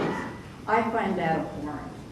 Well, first I have to say that whoever has the podium still has the right to speak. And should be given the right to speak. But you're also using that as the sole example, not just talking about that. This can happen in a classroom. It can happen in a dorm, for that matter. It can happen among students. John likes to set up the straw man of the rich person from Vermont. I don't know why a rich person is any less worthwhile than a person who's not rich. But that's the situation. I'm really just certain that. That It's wrong. anytime you stop a person from exercising his or her right to freedom of speech, you're disrupting. In a dorm? It could be in a dorm. People can be censored and disrupted in lots of ways, including physical, including mental. So this is a policy that goes way beyond Charles Murray at Millbury College. And it is a teaching experience. It says, look, I have strong views, and I have every right to express those views. And you have strong views, and so do you. And the point is that you have the right, and I have the right, and if either of us tries to stop the other, then we've already seen it on our own campus. So what should we do? In a dorm setting where there are discussions like this, how are you going to enforce that? We're going to have a dorm police? It just really alarms me. Well, it's suggested that I've put up a straw man, right? The racist, xenophobe, the sexist, the hater comes to campus. Usually somebody who makes a living doing it. Writes books or appears on TV. They're prominent enough to come to the campus. They're well-to-do. They have many forms. They have much privilege that goes in a country that gives great privilege to the wealthy. And so that person does get special protection under this rule, unique special protection. And you say that's a straw man. Well, I'll say that these incidents aren't going to occur when it isn't somebody who's saying something that pushes out to those limits, right? So it's not a straw man at all. I'm speaking reality. You're calling it a straw man. No, it's not a straw man, it's reality. That's what we're talking about here. We don't need to talk around it. We don't need to have vague discussion. We go to the heart of the matter. Now, as far as I'm concerned, I hope we let that person say what they want to say. I hope we let them finish their remarks. That's my view. That's what I would counsel you, my friend. I would say, let them finish. But let's make sure that we don't become like Mongolia. In Mongolia, they used to have radios in everybody's house. Back when it was a very dictatorial place. Now the radio, the only thing on the radio, you couldn't change the channel, right? But you could only turn the volume up or down. But they found out people were turning the volume down because they really didn't want to listen to this. So they came in and they took the knobs off so you couldn't turn the volume down. So you had to listen to that. And that was all there was. If we're going to have speakers come to campus and we're going to create a special, privileged forum for them to be heard, and I accept that, then we ought to make sure, at the very beginning, if I was the Regents drawing up a policy, the policy I would draw up would say that when someone comes and gives a controversial speech, we hope that the students will hear that speech out, no matter how controversial, no matter how offensive, no matter how objectionable. But that speech will occur in a forum setting where people who object can really question this person and really, have an intense dialogue here. Not a take the knob off the radio situation, but one where, we can really go at it and go back and forth. That the university might want to facilitate sifting and winnowing. A real dialogue. That's my counsel on it. That's where I would come from. And unfortunately, this policy, instead of doing it, instead of erring on the side of sifting and winnowing, instead of erring on the side of discourse, instead of teaching, this policy went to penalty for somebody who has a little more passion than I do, who objects a little more loudly, who says at a certain point, hold it, I can't, I'm afraid I'm not going to get to respond to this. I want to say something here. And I just think that is such a wrong approach. I don't think that respects free speech. I don't think that respects the First Amendment. I think that is the creation of special privilege for some, with decisions about penalties decided by elites, not by the students themselves, and ultimately with a circumstance that ends up giving speech that you would find objectionable advantages over your speech. And I just don't think that's right. I'm a Wisconsinite. I want the students from Wisconsin to have equal speech rights on our campuses. I think we have 3 more questions, and then we'll call it a night. But can I comment on that? Because I'm not sure if you're, the example that you have could happen in I think, a much smaller way than experiencing that in a forum where there's a speaker. It could happen on the street with someone walking by. And I guess what I would encourage you to do, that you can't prevent people from saying ignorant things, and that's a fact. I would encourage you to contact the Dean of Students office. We have a hate bias incident team that we assemble for situations like this, and we look into them to make sure that we can try to educate the person on the other end, if you want to call them the perpetrator, and hopefully we'll have some growth out of that before we get to a major constitutional crisis over the thing. I think that will carry the ball forward for the campus and for you. So I don't, I'm not sure if I'm catching the context of what you're saying. I heard your example being one where you're running into someone on the street. What's your? This was a speaker that was brought into the UW system. Okay. And openly preached hate. Then you are talking about this. Try to answer exactly. Yeah. Okay. And that's what I wanted, I guess, clarification on, because are we just supposed to sit silently because they're actively speaking speech? Let me respond. From my experience, I was a student at a time when the war going on, and the voices in favor of the war were ubiquitous. The establishment, that's what we called the people who were in power. The news media were all speaking in favor of the war, putting their spin on it. What those who would express themselves in a different way did was to create forum that they could use to offer alternative views. We have teach-ins. There's no reason why you wouldn't be able to say, yeah, Milo's going to have his talk, we're going to demonstrate, we're going to protest, we're not going to disrupt Milo's talk. But after Milo's talk at, student union in room such and such, we're going to have a teach-in that explains why the guy's completely off the rails.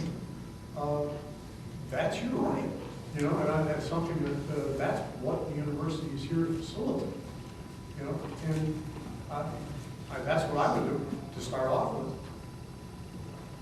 Okay, so we have Deja and Randy, and then up in the back there. Okay, so first I want to start off by saying, before you make a deal with inequality in society, and you don't need to protest or march or try to do anything that goes against whatever.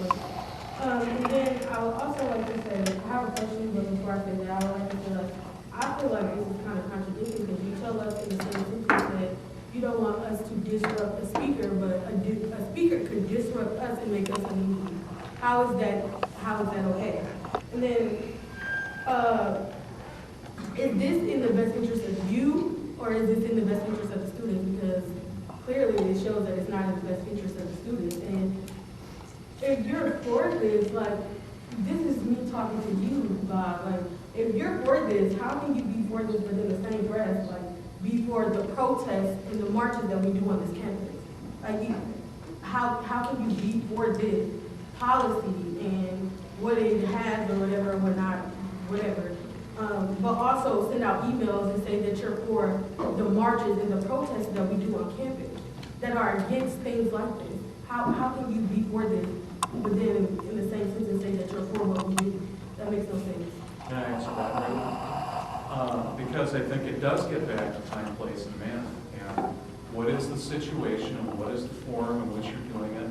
A protest that's occurring outside is not going to disrupt the classroom. But it could. It's a different situation. It could, and I mean, if you were really, really loud, I suppose you could. But what I'm trying to say is it's situational. I just don't understand that. I don't understand that. Me coming to you, I don't get it. Because honestly, I don't think this policy right here is showing that it really don't matter. Because you just said that if somebody is speaking in a dorm, they can still be affected by it. So it really don't matter, honestly. It don't. The Peace March had people coming out of their classrooms. That's disrupting classrooms. I don't think you can be for this and then again in the same breath say, I'm for what you're doing too. You're contradicting yourself. And you can't say, oh, you can't speak up against them, but they can definitely make you feel uneasy and uncomfortable in this situation, and they'd be perfectly fine. That makes no sense. So what happens to them? What happens to the speaker that is promoting hate or violence against a marginalized community here on campus? Because at Stout campus, the only communities that are affected by this are the marginalized communities, and that's always affected at Stout campus are marginalized communities. So what happens to the speaker then? If the speaker is promoting hate violence, what happens to them? Since everything happens to the students, what happens to them? Well, if they interrupted as Regent Higgins pointed out, if they did something that interrupted your free speech rights, then we would take action on that. Really? Yes. Okay, I find that a joke, but all right. But take a note of that. And I'd say that take a note of that, because if that's what they say is the policy, that they will take action against a speaker who in some way interrupts or says things that are in fact harmful in some way. Yeah. Well, but yeah, but we haven't defined disrupt, right? It's situational. No, but it's situational. So if it's situational, could well be what we're describing here, right? And here's the problem. Fundamental sin. Fundamental sin here is that when you have a situational response to speech, right? That means somebody gets to choose whether we like it or we don't like it. Whether you did the right thing, you did the wrong thing. Whether you were too disruptive or not too disruptive. Somebody gets to choose. Now, if that's, I like this guy, I respect him. He's actually very sincere about a lot of what he's saying here. I'd be willing to let you choose. But what I don't want is the University of Wisconsin Board of Regents putting down a set of penalties that include suspension and expulsion if there are 3 incidents, which I actually think takes away your right to choose. You know, one of the great things that conservatives and liberals have learned over the last 30 years is that 3 strikes and you're outlaw is stupid. It puts a lot of people in prison for minor offenses. So we now have right-wing and left-wing people agreeing 3 strikes and you're out is a dumb thing because it takes away the flexibility, the ability to reason, the ability to think. It tells a judge you can't think. Well, the regents, by creating this 2 strikes, suspension, 3 strikes, expulsion rule, and then not defining it, create a situation where we've got a 3 strikes and you're out situation, and I will promise you, I hope it doesn't take 30 years, but there will be agreement on the part of the right and the left. There will be agreement on the part of Democrats and Republicans and all honest players. This is wrong. There is no question that this will be determined to be wrong. Can you speak, Tim? Can you speak on this? Because you don't go there, but y'all made this rule. So y'all don't understand what we go through as students on this campus. And you can't say that you do. Especially, you can't say that you would understand what me as a black student would go through on this campus. But y'all decided to pass this rule. So can you speak on it? I can answer some of the questions you asked, though I don't agree that with your intersectionality analysis that says that I can have no idea what you're experiencing just because I'm not black. You cannot begin to understand what I go through. But I will answer the question in any case. The answer is that, Letitia, I'm sorry, but I don't care if you're disruptive, if you're uncomfortable. I don't care if you are pissed off. You know, you have every right to be uncomfortable and be pissed off. What you don't have a right to do is to stop someone else from exercising their right to free speech.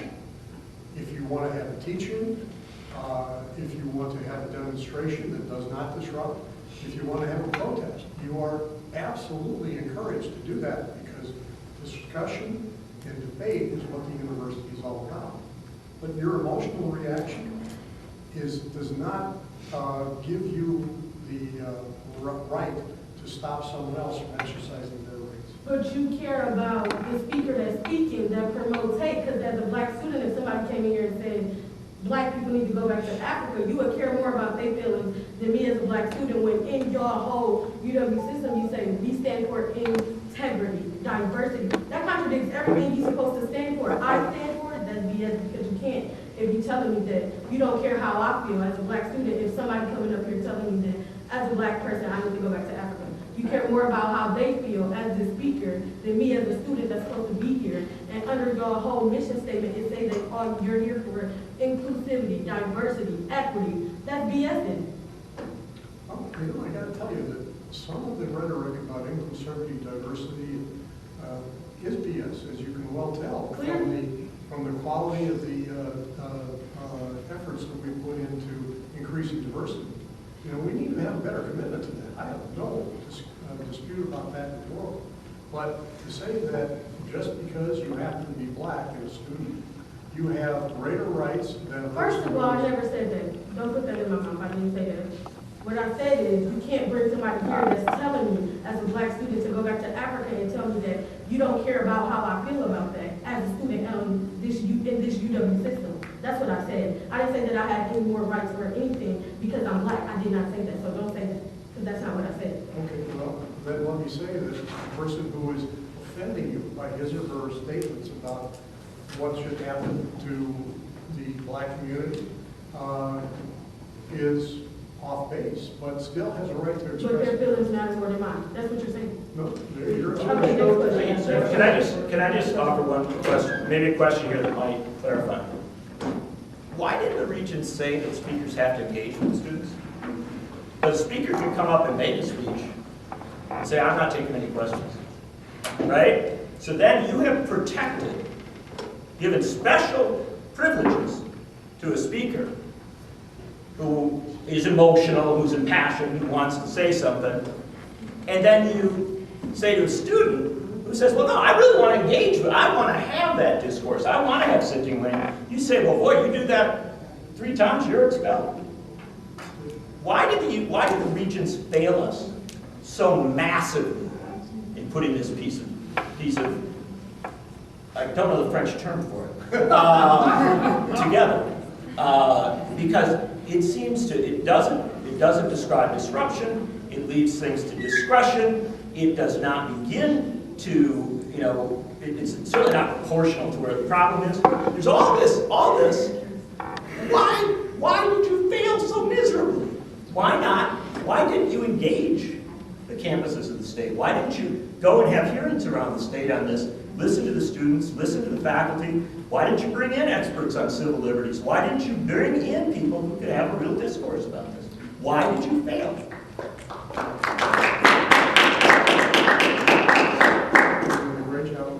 No.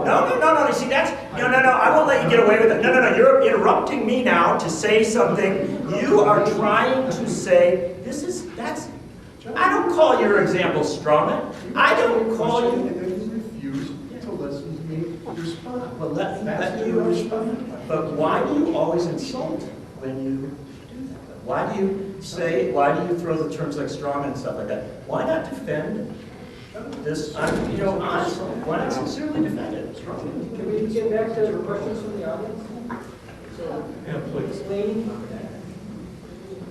So you said that freedom of expression stifling can happen in a dorm, it can be physical, it can be mental, it can be a teaching experience, and so is this also then applying to what happens in a classroom? Because I teach literature and I teach some pretty controversial subjects in multicultural American literature, for example, where I've had students talking about female genital mutilation or abortion, and the literature is asking the readers to consider what's right and what's wrong, and at what point am I allowed to say to students that we need to stop this conversation because you're being disrespectful. When we have people who have very strong religious views, both towards tolerance and against tolerance as part of their religion. Are you disrupting the ability of one of your students to have free speech? Are you saying you can't express your views? I'm not saying they can't ever at any point express their views, but I certainly might say, okay, this part of the conversation needs to be over. And when I have students who then object to that because they feel like their views are not fully aired, I'm wondering where I, as a teacher, end up having responsibility for stifling freedom of expression. Again, your conduct in the classroom, your conduct of your classroom is your responsibility. Yes, that's what And I'm you have asking. an opportunity to say, look, you've expressed the views, we've got to move on to somebody else. There's nothing wrong with that. What if they say they're not done?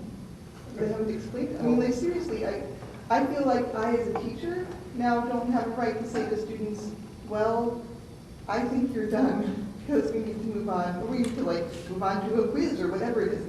If they say they're not done, at what point am I stifling or not stifling? Well, let me refer to Chancellor Meyer's, what is it, 3 terms? Time, place, and manner. Yep. How do I know which time, places, and manners are acceptable?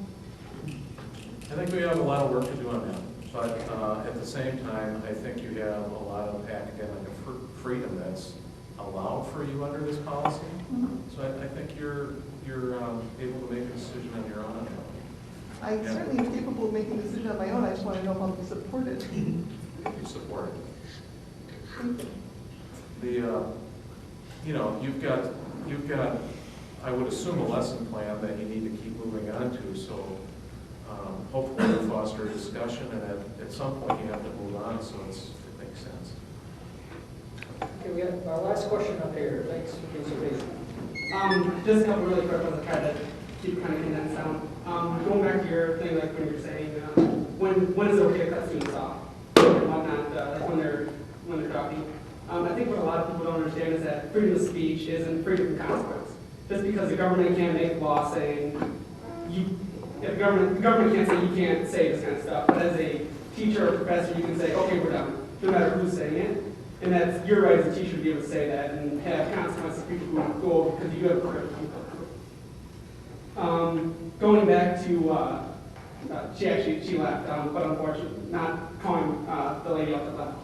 But member of the Wisconsin Students for Concealed Carry, whatnot, and having a group of people who, maybe not marginalized per se, but I will put a decent sum of money on. The majority of the people here aren't part of that group or don't know about that group.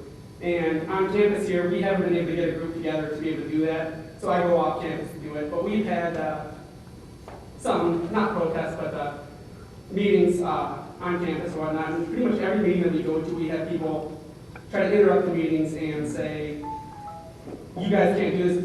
We've even had somebody, actually the last meeting we went to was after the tragedy that happened in Las Vegas, say that because we support concealed carry, we support firearms and all that, that we were directly and indirectly responsible for that kind of shooting.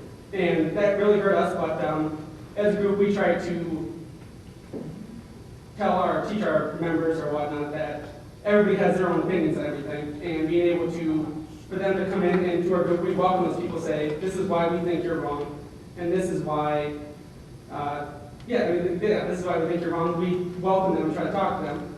And anybody in our group, especially, we can't really dictate when other people come in to do that, but if they come in and start attacking that person as a person, not because of what they're saying, like with facts, we politely ask them to leave. And we haven't had any issues yet this year. This is that. And then going back to the wealthy part of it, people well-to-do, you're saying that, John, right? They're, I think that snowflakes and are kind of coddled by the system or whatnot, taken in and talking. Is that because they're wealthy or because they have the public, they're in the public eye and they're willing to say that so more people listen to them? Good point is Ben Shapiro. Very powerful speaker, I guess, whether or not you agree with him or not. Before this year, I don't know when he was talking, didn't really cost all that much for him to go, but last time he went to UW Berkeley, it was like $600,000, something like that. And I don't believe that that's because he has a lot of money so he can charge that. I think it's because groups that want to shut him down and try to drown out what he's talking about. So he needs that extra security so he's not threatened. And I'm just curious what you think about that part of it is. Are these people coddled or are they protected because they have more public, more people listen to them, I suppose? I'll take that first. I don't know that more people want to listen to them. But and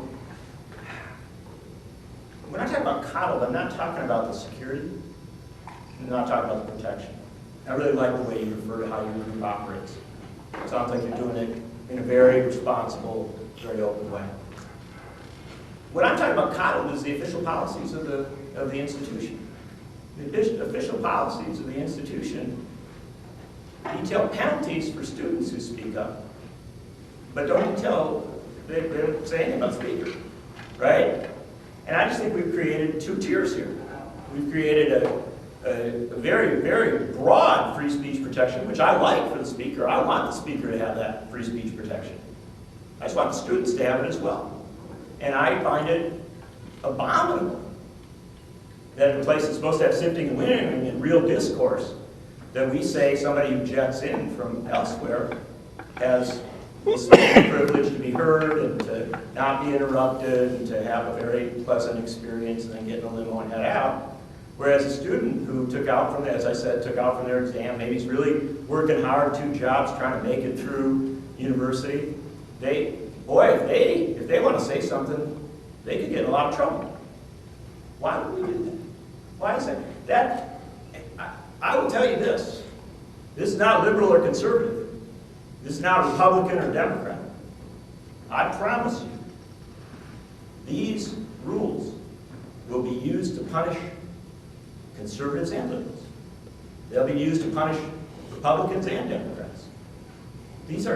And people who have views beyond that. This is antithetical to the University of Wisconsin system.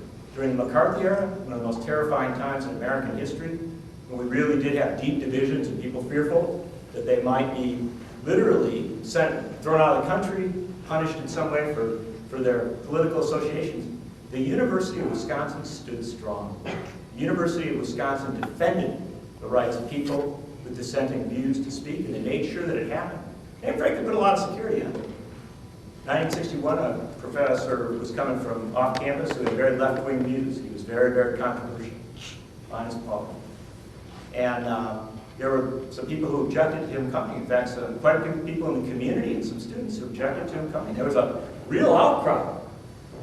Judge Thomas Fairchild, federal judge, picked up Dr. Pauling at the airport and drove him to the campus, walked him in, said, why don't we listen to this man?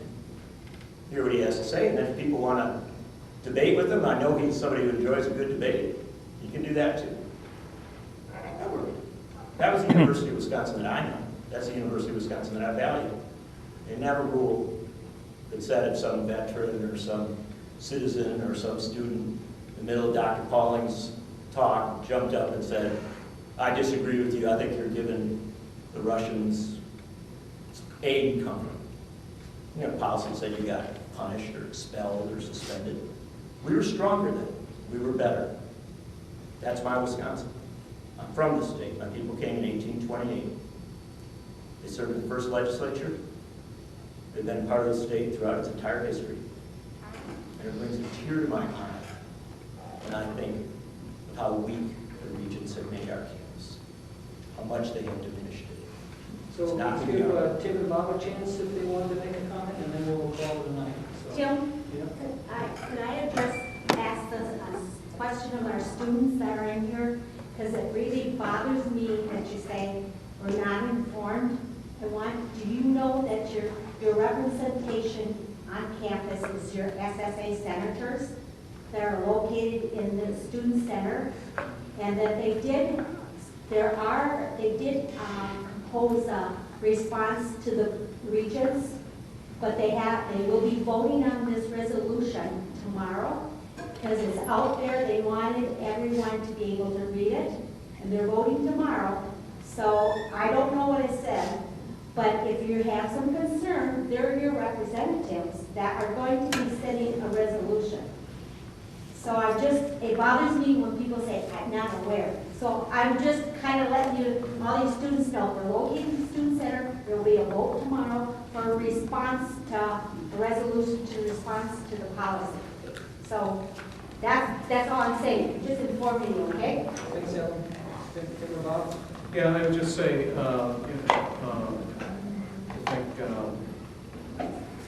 I think to some degree there's an overreaction to the policy from the point of view that if you really study Chapter 17 and 18, most of the things that are empowered or enabled to the Chancellor to make a decision are already in there. Here's what the policy does. It codifies their basically 5 points. I've added one on there since Tim spoke. Number 1, it codifies the UW system's current practice that a university cannot compel a student or an employee to take a certain position on a public issue. I think that's a good thing. Requires UW institutions to address the issue of freedom of expression during freshman and transfer orientation and provide regular communication to all students and employees of the policy. I think that's a good thing. Requires suspension of a student. This is the one that I think John finds troubling, which is an extension of Chapter 17 and 18. It prescribes an action that the Chancellor must take. Requires suspension for a student who has twice been found responsible, and expulsion for a student who has thrice been found responsible for disruption of freedom of expression. That's probably the most controversial part of the policy. 4, requires chancellors to report on this topic annually to the Board of Regents to ensure accountability and transparency. And as Tim pointed out, I added a 5th one. It does entitle due process rights for anybody who's going through this. Actually, he's really quoting Chapter 17 and 18. That's already there. So in the balance, what we're really talking about, I think, is the third requirement, which is the suspension and expulsion piece. Kim, any last thoughts? Craig? Yeah. First, the doors are open because of Craig. Well, Congratulations. let us thank this man. First, I agree with John that obviously you're handling the challenges you're facing in your getting together your group in a very mature way. And, great going. But let me also point out that one of the things that John has done throughout his expulsion exposition of his views is make it sound like the penalty is imposed from above with no participation on the part of the accused. And I point out that Chancellor Meyer has specifically mentioned that a person who has been charged with this kind of disruptive behavior has full due process rights, including the right to bring an attorney to a gathering of shared governance individuals on your campus. I don't know how it's set up on this particular campus, but someone just doesn't tap you on the shoulder while you're in the dorm and say, you're out. There is an extensive process, very much like a court process, that allows you to argue the case. And I also point out that discretion is ubiquitous in our criminal statutes. It's also involved in our civil statutes. So claiming that we haven't described, defined exactly what disruption means is in a sense true, because you don't do that in policies. But as I point out, there is case law that narrows it down a whole lot. And so I don't think that we're, by establishing this policy, putting casting a shadow over the student who wants to respond to a speaker, or for that matter, respond to another student. The fact is, in most instances that are not disruptive, that don't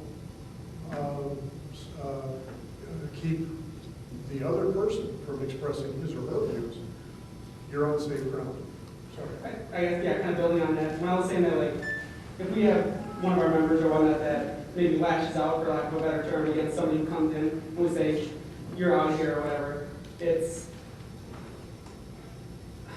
not that, we can't say that the person who's coming in is kicked out because we don't have control over them. We have a well-defined or well-established as a group. We didn't have one or two people make this. We have a group that came in and says, like, if you attack a person personally, then you're out. Kind of thing. Your own people. Your own folks. I'm sorry, what? You say that to your own folks. Yeah. So I think it's really hard, and that's where the policies come in. It's really hard to say when somebody comes in that that's defined as hate speech because you can't really control what that person could come in and say. There's a fine line if somebody comes in and starts throwing out derogatory terms. Obviously, that's not something that's acceptable and they should leave. But if somebody comes into an organization and starts spouting hate speech or derogatory terms, whatever they want to do to our members or whatnot, we can't tell them to leave, and we kind of teach our teacher, give lessons or whatnot, that a way to deal with it so you don't take it personally or whatnot. And I think that's a really important thing that probably should be taught or emphasized maybe, maybe not with the policy, but just in general. Well, Craig, I wish you had come before the Board of Regents and suggested such a program, right? Rather than expulsion and suspension. Must expel, must suspend. But I want to just close in the easiest way here. We have disagreed passionately. You have been an extraordinarily wonderful audience. You have asked us questions. You have challenged us. You have been almost Quaker in your flaws rather than sometimes going to the loud. And I've been blessed to be here with two people who I disagree with very passionately, but who have engaged in smart, deep, positive ways. This makes me feel wonderful about the University of Wisconsin system. I disagree so passionately with this policy. I think it should be gone. I believe a judge will get rid of it at some point. But at this point, I just want to thank my co-panelists because I think they've been fabulous. Not because I agree with them, but because we've engaged in honest, deep disagreement and real debate. And that's an incredibly healthy thing that UW should encourage and embrace. So I want to thank you for having me.